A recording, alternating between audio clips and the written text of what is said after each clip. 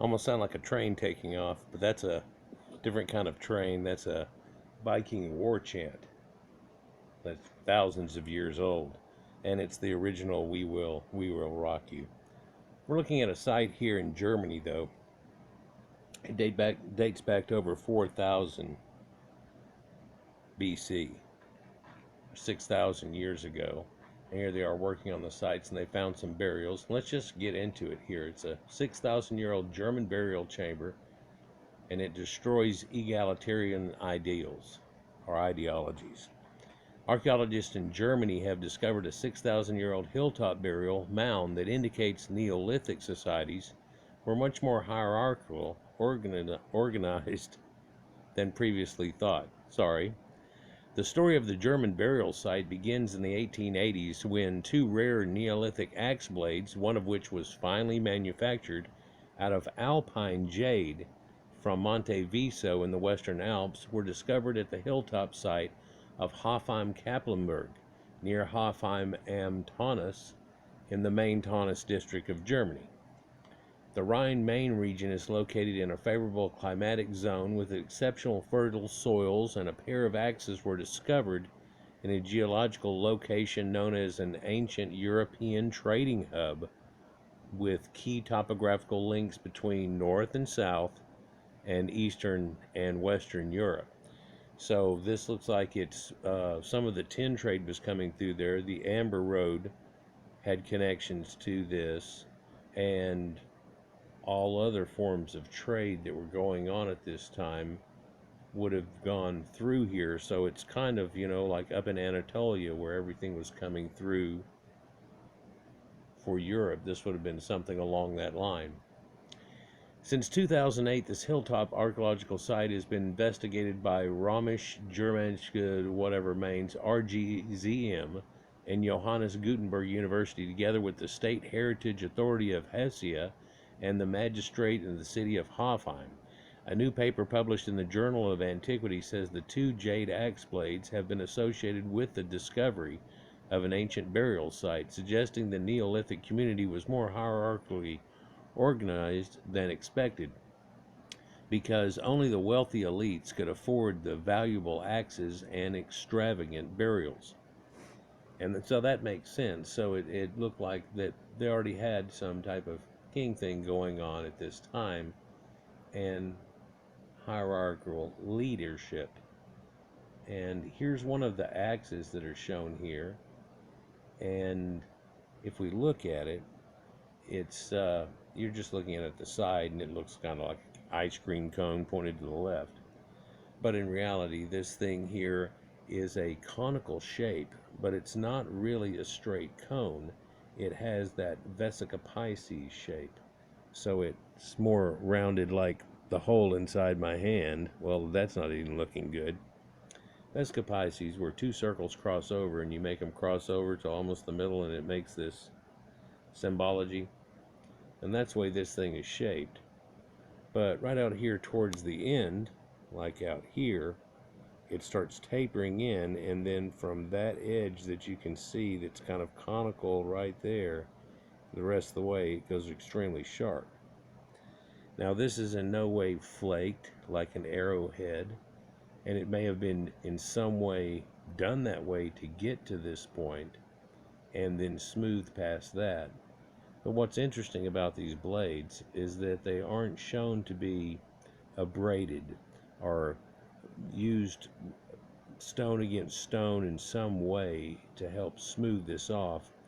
If it was, that evidence has all been taken away with a massive amount of sanding, and they're literally going to have to sand this. I think this is 5 or 6 on a Mohs scale, so they're having to sand it with something that's much more hard than that, but in that same effect take out all the fluting that would have possibly been around on it, if that was even in creation in the first place. And no, they're not just finding these teardrop things that were shaped here. And I remember a long time ago people would say that they took stalactites and snapped them off, and then they sharpened the other end of them, and that's how they got it. And hey, that might be some caveman thing from 60,000-70,000 BC. But by this point right here, people are doing something far more advanced than arrowheads and such. And another thing to mention too is the hilt and the hasp that's around here. You can even actually see this line that's right through here on it, and there still seems to be some bitumen type tar that they had, and that tar is a conglomeration of a few things and makes this special glue that can actually be reheated again and stuck again, but it never works again until you works as good as the very first time and so on. But it held on the haft, and with this going around it uh, in this area here, you would have, hit things this way, and with it being around it with such a small piece around it holding on to it, the hull would have been able to slide up here to a certain point and stop and not go any further. And you think, well, this is some bullshit or something. Well, no, with things that are much less fancy than this, they were chopping down giant oak trees, and not just a couple of them, but had gotten extremely good at it. And this is kind of a tomahawk situation, but you can tell it's much bigger than that. I mean, it's 25 centimeters, so the thing is a foot long basically, and so it's got some heft to it. This is an axe and not a hatchet, if you will, but got some thump to it too. And this is the one made out of that jade, and if you can see it, it's kind of white but marbled greenish inside of it. There are lots of kind of jade in the world. We always think of jade as being only in the Orient, but German burials, this German burial is changing opinions on prehistoric communities. In 2014, various areas of the hilltop interior were examined with geomagnetics by Patrick Murte, M.A. of Johannes Gutenberg University, and the geomagnetic map revealed several anomalies in the soil that were identified at the time as former pits. So to determine exactly what these anomalies were, the sixth excavation phase began in September 2015. So it's been the sixth excavation in this area by local excavation leader Jonas Nowacek and students of the Johannes Gutenberg University in a collaboration between the RGZM and Hess Archaeology. Now this former pits that they found, it's where they can run what basically looks like a cart on wheels, and then they've got a magnetic anomaly meter over it that is based off of like sub-detecting stuff back in the 40s, but tweaked to a total different range and region and penetration and concept.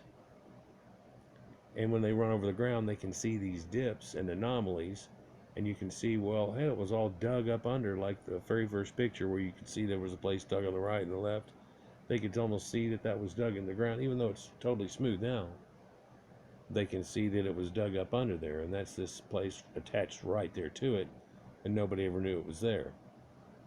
So that and LiDAR and stuff like that is really opening up archaeology that people missed effectively. You talk about big misses like that. How about something like Göbekli Tepe?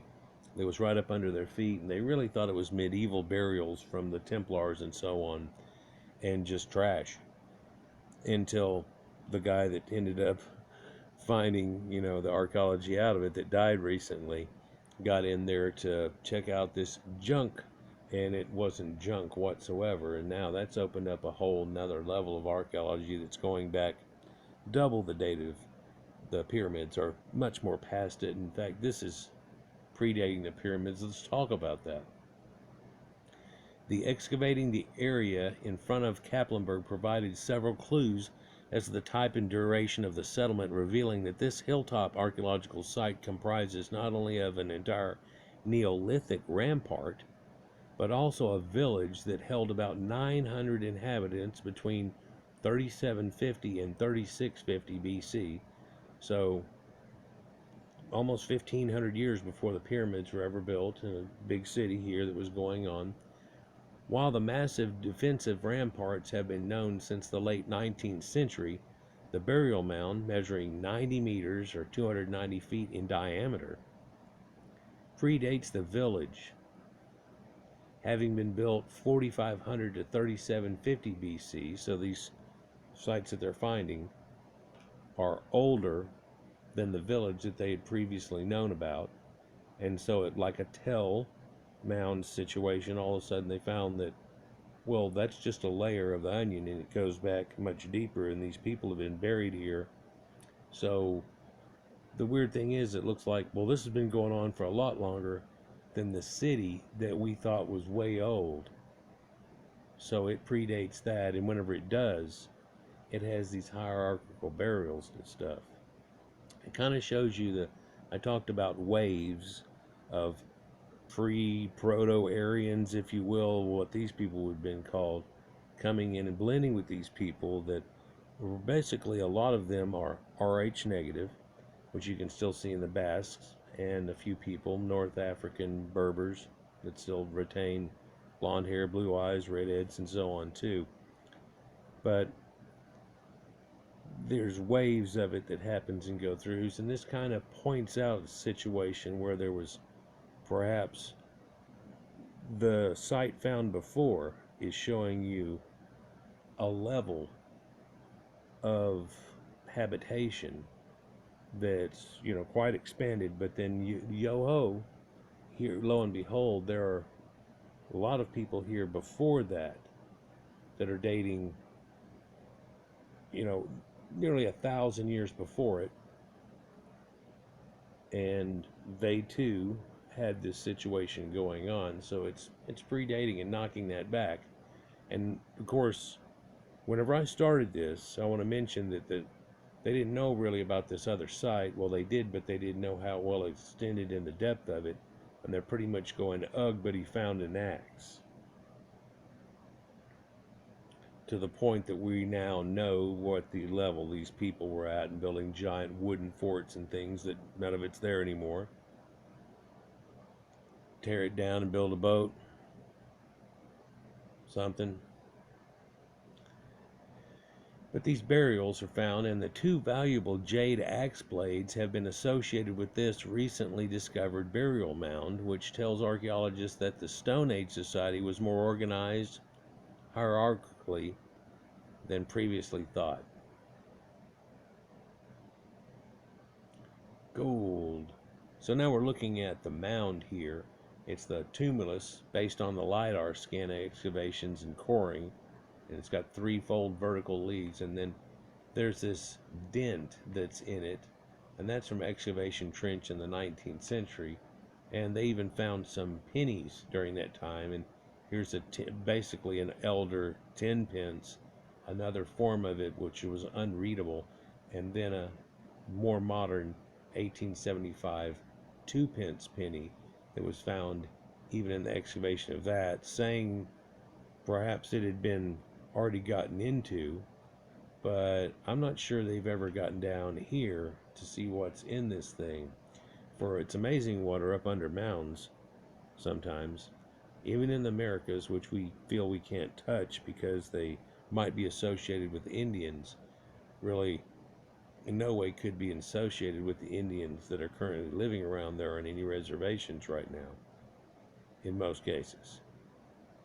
And if we investigated, we might find out that situation and might find out their past and where exactly certain ones of them come through, because there's a missing genetic connection, because we cannot look or genetically test their skeletons from past the point. That's another issue here, but this other excavation, which was done over here on the side of the mound, is where digging through it and they found these other burials and the axes that go along with it. And that just tells me one thing, that the original heart of the mound, which may have been based on somebody else's burial, has either been gotten long ago, because this doesn't seem to catch the middle quite. Well, maybe close. But what other people could be buried around on the mound? And it's this the east side and blah blah blah, you know. But just a mound of dirt, kinda. And so this would have encompassed the Salt Road, the Amber Road, and all the ancient trades that went through there, and it was a big site. And so, like some Anatolian sites that they found, it's a tell, and they dig into it, and all of a sudden they come finding out, well, that was built on top of something else that was on top of something else, and here's a hearth that's here, and it's got some carbon in it. We're going to check it out in 9,000 BC. Salt cellars of the ancient world. Knowing someone from an elite class was capable of amassing the wealth of necessary to obtain these two rare axes for burials suggests to the archaeologist. Life in the Neolithic Kepellenburg culture of 4300 to 3500 BC was not as egalitarian as was previously thought. However, what is not yet clear is whether the expansion of this elite social structure was due to conquest or migration, or by a hierarchical group. Culture interactions with such a society are just coincidence is unknown. But they're going to throw that out there at this point, but I'm going to go ahead and throw out that it was conquest, but not the way that you would think, and migration by a hierarchical group. So it's almost a yes. And cultural interactions. Yeah, trade hub. Makes sense. During the early Neolithic, the Rhine-Main area was well connected to the west, evident in the jade axe blades from the western Alps, and it is known salt from the Hesse in central Germany was traded for luxury items like these axes, while today we dash salt about like there's no tomorrow. In ancient days, salt was a much more sought-after commodity, especially in what today is France, where only a few inland salt sources existed, and along the course of the main salt trading routes. Huge settlements such as Scherstein, Glauberg, and Wetterau, and Kepellenburg near Hoffheim were built, each housing around 1,000 people. And so they talk about those Alps, and that reminds me of Ötzi the Iceman. And this is actually a video of Ötzi the Iceman, and it locked up and is just going in circles. That's okay because it's a Nat Geo and they'd flag it anyhow. When elites were in full control of society. In a news article about an archaeological discovery, it's difficult to fully express what such a discovery implies, but the terms high status individual and elites of society in the context of an ancient Neolithic community hold extraordinarily deep, somewhat dark implications to some people. Archaeologists have long known that the Kepellenburg culture was ridden with violence and that war played a major role in their expansion, and that it is known captives often became slaves. Oh, we're not going to try to go on this white guilt thing and crap, are we? Yeah, there was that going on. Can you imagine before that something like that went on? And you can imagine something like that went on. I don't know how many of the people listening are familiar with the fact that there was a lot of slavery on white back and forth, but it wasn't all of that in a bag of chips. And in some ways there were times when people came in and just took over an area, and in effect by putting A with B you end up with C, and it steps the whole thing up a notch. And I have no problem with knowing that the people that were in Europe got blended with Proto-Indo-Europeans and Aryan-type people and ended up coming through, and that the Germans were the Huns of old, and how that came through, and the Tuatha De Danann, and the conglomeration of people that hubbed up in Europe that used to be all across the Middle East and into Egypt even in elder times, and the Phoenicians, and the things that we hear ancient stories about. The problem that I have with it is that the current status quo is to not to try to put those three things together.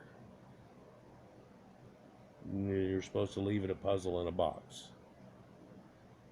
Well, long ago, it wasn't a puzzle in a box. You know, somebody built this puzzle before I pulled it out from under Granddad's couch here. And what the hell is this? Here's a corner. Let's start working off that. According to an earlier RGZM article, what this means in relation to the new discovery of the elite graves at Kepellenburg, which indicates a hierarchical Neolithic community, is that not only does the site come from a period that witnessed the origins of today's global economies, but also their negative consequences such as human trafficking and inequality. Man, I hate it whenever you got to end on something like that, so I'm going to try not to, but let's talk about that first. There wasn't necessarily human trafficking going on, but hey, they mobilized sometimes people and moved them large places. Like the ancient Sumerians came up and across Anatolia and into what we effectively know as Europe. You know, who's who was where when. People moved around a lot. At Sargon of Akkad, and some of those people were famously known for whenever they would take over somebody to dishevel them, they would move people around like chess pieces and get them to be unfamiliar, and so they pretty much felt like they had to start over versus being so rejective. It's a tactic, but what this did was ended up making equality between the Caucasians that all heralded mankind. And once you put A together with B and made C over here, and D over here also had worked previously with B, you end up with G. Ain't that special?